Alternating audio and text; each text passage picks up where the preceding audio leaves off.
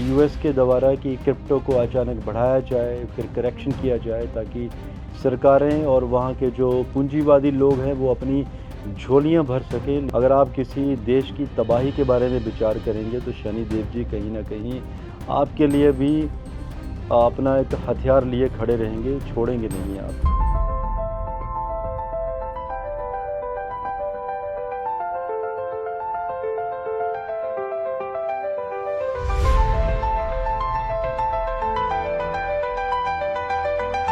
कुर्सी पर बैठते हुए फडणवीस जी दिखाई दे रहे हैं। विदेशों से भारतीयों का अपने देश में वापिस आना।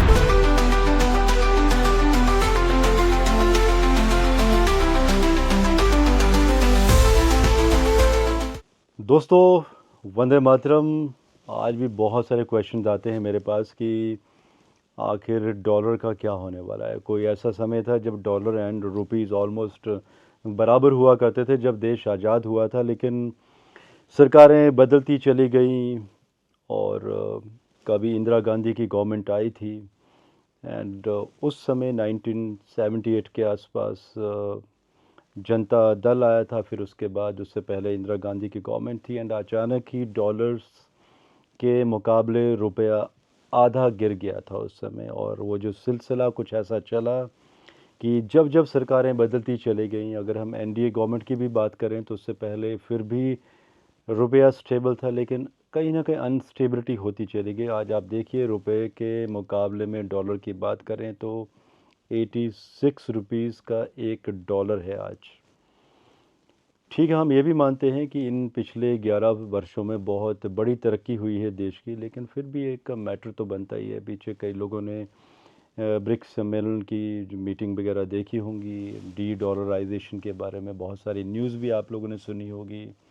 ऐसी बहुत सारी अटकलें भी आई सामने कि जे नहीं, ये मीटिंग इसलिए थी या इसके ये कारण थे। फिर ट्रम्प का ये कहना कि अगर कुछ ऐसा हुआ, डी डॉलराइजेशन के बारे में कुछ विचार किया गया ब्रिक्स के द्वारा, तो हम 10% टैरिफ लगा देंगे। तो ट्रम्प महोदय की जो टैरिफ गेम है, जैसे कि मैंने पहले ही कहा था, ये मार्च 2026 तक ये सिलसिला चलता रहेगा।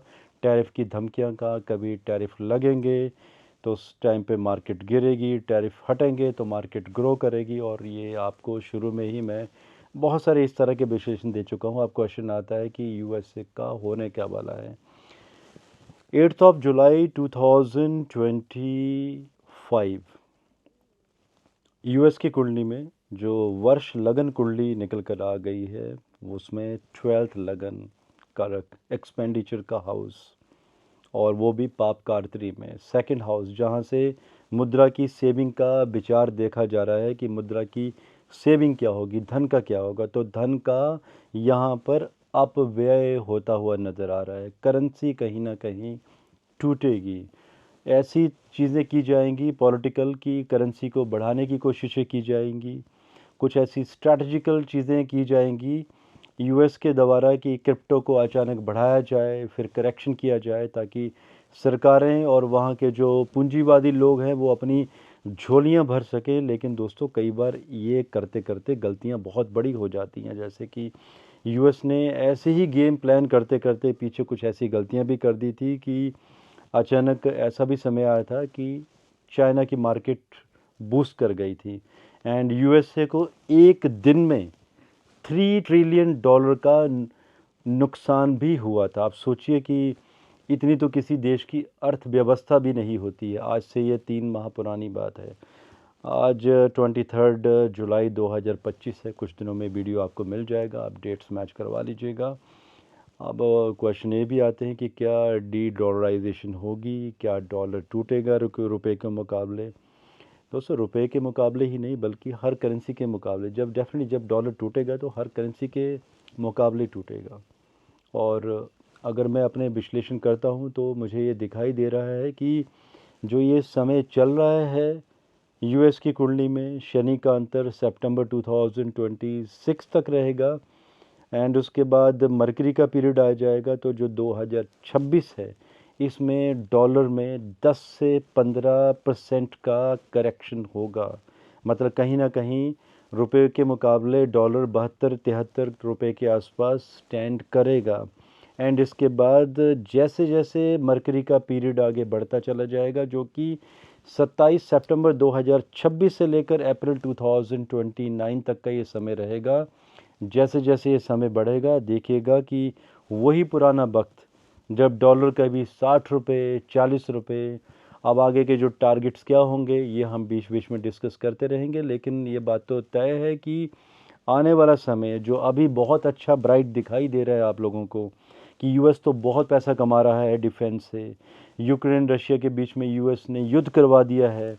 वहाँ पे रशिया और यूक्रेन की जो वॉर चल रही है उसमें जो मिनरल्स मिल रहे हैं उसमें आधे में उसने समझौता कर लिया है यूक्रेन के साथ कि उसमें उसका कब्जा होगा, कर रहा है यूएस से बहुत सारी चीज़ें, फ़ायदे में भी है। लेकिन इस राहु और शनि और बाद में जो बुध का अंतर आएगा इससे कैसे बचोगे आप? और ये जो शनि के अंतर होते हैं, शनि क्या है? कर्मास। गलत कार्य करोगे बच नहीं पाओगे, गलत स्ट्रेटजीज बनाओगे नहीं बचोगे।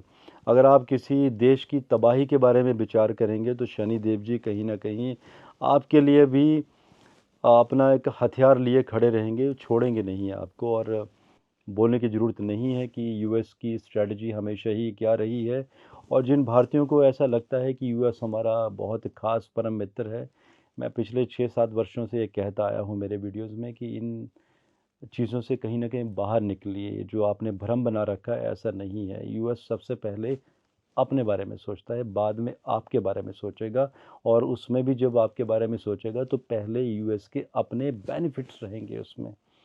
तो राहु की महादशा जो कि एक क्रिटिकल महादशा रहेगी यूएस के लिए, और ये दशा नवंबर 2023 से शुरू हुई है, अगले 18 वर्षों तक रहेगी। परेशानी का सबब बनेगी यूएस के लिए। बीच बीच में ये नहीं कि सारी दशा खराब होगी, लेकिन बीच बीच में जो अंतर और प्रत्यंतर, अंतरों के अंदर जो प्रत्यंतर खराब आते रहेंगे वो बड़ी तबाही का कारण भी बनेंगे। जैसे कि कैलिफोर्निया की घटना पीछे हुई थी आगजनी की, मैंने इसके बारे में ऑलरेडी पिछले वर्ष ही अगस्त 2024 में ही प्रोडिक्शन कर दी थी कि कैलिफोर्निया में ये सब घटेगा, घटा भी, आगे की प्रोडिक्शन भी दी हैं। अब एक नवंबर 2025 के आसपास कुछ बड़ा होने वाला है यूएस में, और इसके प्रोडिक्शन में आप लोगों को एग्जैक्ट वो पर्टिकुलर डेट्स उनको ऐड करके कुछ एक दिन कैसे बीतेंगे यूएस के लिए, वो मैं प्रेडिक्शन आप लोगों को जल्द ही दूंगा। तो कुछ ऐसे लोग हमारे देश के जब अपना स्टॉक पोर्टफोलियो बनाते हैं और विदेशों में अपने पोर्टफोलियो रेडी करते हैं, विदेशों के स्टॉक्स लेते हैं, उनके लिए एक मेरा मैसेज है, कोशिश कीजिए अगर आप अपने देश के नागरिक हैं अपने अकाउंट से अपने देश के ही स्टॉक्स लेना शुरू करें। पछताएंगे नहीं आप, गलती मत कीजिएगा। बाहर जिन कंट्रीज़ के भी आप स्टॉक्स बाई करना शुरू करेंगे, झटका ऐसा लगेगा कि ऐसा ना हो कि कहीं स्टॉक्स ही वो डीलिस्ट हो जाएं और आपको बाद में पछतावा हो कि इतनी बड़ी गलती आप लोगों ने कैसे कर दी। और ये जो मैंने स्टेटमेंट कही है, आप ही गवाह बनेंगे आने वाले टाइम में कि मैंने ये कहा भी था, आपको जागरूक किया भी था, लेकिन आपने फिर भी मेरी बात नहीं मानी और अपना सारा पैसा विदेशों के स्टॉक्स में गवा दिया। सो दोस्तों, आप लोगों के कुछ क्वेश्चंस हों ज़रूर पूछिएगा। आज के लिए जय हिंद, भारत माता की जय।